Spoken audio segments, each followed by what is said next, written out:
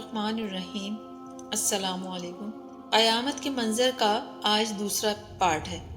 قیامت کی ابتدا نفخ صور سے ہوگی، جس کے بارے میں رسول اکرم صلی اللہ علیہ وآلہ وسلم کا ارشاد مبارک ہے، جناب اسرافیل علیہ السلام صور منہ میں لیے اپنی پیشانی جھکائے، کان اللہ تعالیٰ کے حکم پر لگائے ہوئے ہیں۔ جیسے ہی اللہ تعالیٰ حکم دیں گے وہ صور پھونکنا شروع کر دیں گے اور قیامت کا آغاز ہو جائے گا۔ مسلم شریف کی حدیث کے مطابق یہ جمعے کا دن ہوگا۔ لوگ اپنے اپنے کاموں میں مشغول ہوں گے۔ اچانک مشرق و مغرب کے تمام لوگ ایک لمبی آواز سنیں گے جو آہستہ آہستہ اونچی ہوتی جائے گی۔ اس نامانوس آواز کی ہولناکی اور سختی کی وجہ سے لوگوں میں اضطراب اور بے چینی پھیلنی شروع ہو جائے گی۔ جب صور کی آواز بجلی کی کڑک کی طرح شدت اختیار کر جائے گی، تب لوگ مرنا شروع ہو جائیں گے۔ جو آدمی جہاں ہوگا وہیں گر پڑے گا۔ جیسے جیسے سورہ اسرافیل بلند ہوتی چلی جائے گی، ویسے ویسے نظام کائنات درہم برہم ہونا شروع ہو جائے گا۔ زمین آندھی میں ہچکولے کھانے والی قندیل کی طرح زلزلوں کی زد میں آ جائے گی۔ پہاڑ گرد و غبار بن کر اڑنے لگیں گے۔ سمندروں میں آگ بھڑک اٹھے گی۔ آسمان پھٹ جائے گا، سورج، چاند اور ستارے بے نور ہو جائیں گے۔ تمام ذی روح مخلوق، انسان، جن اور فرشتے فنا ہو جائیں گے، حتیٰ کہ ملک الموت بھی اپنی روح اللہ تعالیٰ کے حوالے کر دیں گے۔ ہر جاندار اور غیر جاندار چیز فنا ہو جائے گی۔ بس صرف ایک اللہ وحدہ لا شریک کی ذات ذوالجلال والاکرام باقی رہ جائے گی، اور اللہ سبحانہ و تعالیٰ کی یہ ارشاد مبارک پورا ہو جائے گا، ہر چیز جو اس زمین پر ہے فنا ہونے والی ہے، اور صرف تیرے رب ذوالجلال والاکرام کی ذات ہی باقی رہنے والی ہے۔ جب ہر چیز فنا ہو جائے گی تو اللہ سبحانہ و تعالیٰ اعلان فرمائیں گے، دنیا میں جبار بننے والے کہاں ہیں؟ دنیا میں متکبر بننے والے کہاں ہیں؟ آج کے روز بادشاہی کس کی ہے؟ طویل سناٹے کے بعد اللہ سبحانہ و تعالیٰ خود ہی اس سوال کا جواب ارشاد فرمائیں گے، آج کے روز بادشاہی صرف ایک اللہ قہار کی ہے۔ مسلم شریف کی حدیث کے الفاظ یوں ہیں، میں ہوں بادشاہ، کہاں ہیں دنیا کے جبار اور متکبر؟ ایک طویل مدت جس کا علم اللہ سبحانہ و تعالیٰ کو ہے سکوت اور سناٹے میں گزر جائے گی۔ پھر جب اللہ تعالیٰ چاہیں گے نئے سرے سے آسمان، زمین اور فرشتوں کو پیدا فرمائیں گے۔ نئی زمین میں عمارتوں، درختوں، پہاڑوں اور سمندروں کا نام و نشان تک نہیں ہوگا، بلکہ وہ سفید، ہموار اور چٹیل میدان ہوگی جو اپنے رب کے نور سے خوب روشن ہوگی۔ انسانوں کو دوبارہ پیدا کرنے کے لیے آسمان سے ایک بارش نازل ہوگی، جس کے نتیجے میں ہر انسان کی ریڑھ کی ہڈی سے پورا انسانی ڈھانچہ تیار ہو جائے گا، اور اس پر گوشت پوش بھی چڑھا دیا جائے گا۔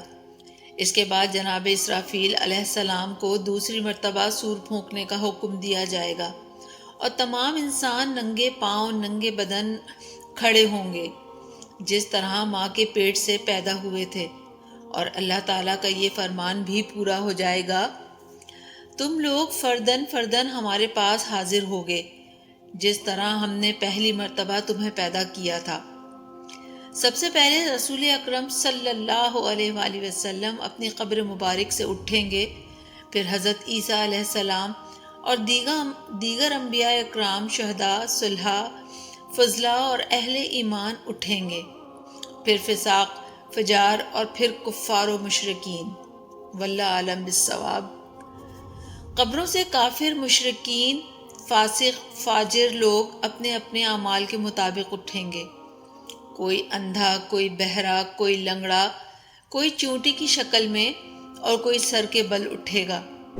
کافر اس غیر متوقع زندگی کے مناظر دیکھ کر شدید خوف اور دہشت کی کیفیت میں مبتلا ہوں گے۔ آنکھیں پتھرائی ہوئی ہوں گی، دل کانپ رہے ہوں گے، کلیجہ منہ کو آئے ہوں گے۔ کوئی غمگسار اور مددگار نہیں ہوگا، نہ ہی کوئی کسی دوسرے کی طرف دیکھنے یا دھیان دینے والا ہوگا۔ اہل ایمان بھی اپنے اپنے اعمال اور ایمان کے مطابق قبروں سے اٹھیں گے۔ شہید اپنی شہادت کے تازہ بہتے خون کے ساتھ اٹھے گا۔ حالت احرام میں فوت ہونے والا حاجی تلبیہ پکارتے ہوئے اٹھے گا۔ اہل ایمان کے لیے دوبارہ زندگی خلاف توقع نہیں ہوگی، لہٰذا ان پر خوف اور دہشت کی وہ کیفیت طاری نہیں ہوگی جو کفار اور مشرکین پر ہوگی۔ قبروں سے اٹھتے ہی ہر انسان پر 2 فرشتے مقرر کر دیے جائیں گے جو اسے میدان حشر میں پہنچا دیں گے۔ یاد رہے کہ ملک شام کا علاقہ میدان حشر ہوگا، لوگوں کو اپنی اپنی قبروں سے اٹھ کر وہیں پہنچنا ہوگا۔ کفار میں جو لوگ اپنی قبروں سے اندھے اٹھیں گے وہ ٹھوکریں کھاتے گرتے پڑتے وہاں پہنچیں گے۔ جو لوگ چونٹیوں کے جسم میں اٹھیں گے وہ لوگوں کے پاؤں تلے روندے اور کچلے جا رہے ہوں گے، اور جو لوگ سر کے بل اٹھیں گے وہ انتہائی ذلت اور رسوائی کے ساتھ یہ سفر طے کریں گے۔ بعض کافروں کو آگ ہانک کر میدان حشر میں لے جائے گی۔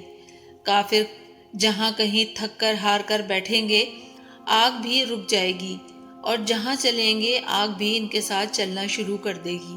اہل ایمان بھی اپنے اپنے عقائد اور اعمال کے مطابق حشر میں پہنچیں گے۔ بعض لوگ پیدل پہنچیں گے، بعض لوگ اونٹوں پر سوار ہوں گے، کسی اونٹ پر 1، کسی اونٹ پر 2، کسی پر 4، حتیٰ کہ 10 آدمی بھی ایک اونٹ پر سوار ہوں گے۔ ساری مخلوق چپ چاپ دم سادھے ایک ہی سمت رواں دواں ہوگی، کسی کو اونچی سانس لینے کی مجال نہیں ہوگی۔ ہر انسان کو احساس ہوگا کہ آج امتحان زندگی کا نتیجہ نکلنے والا ہے۔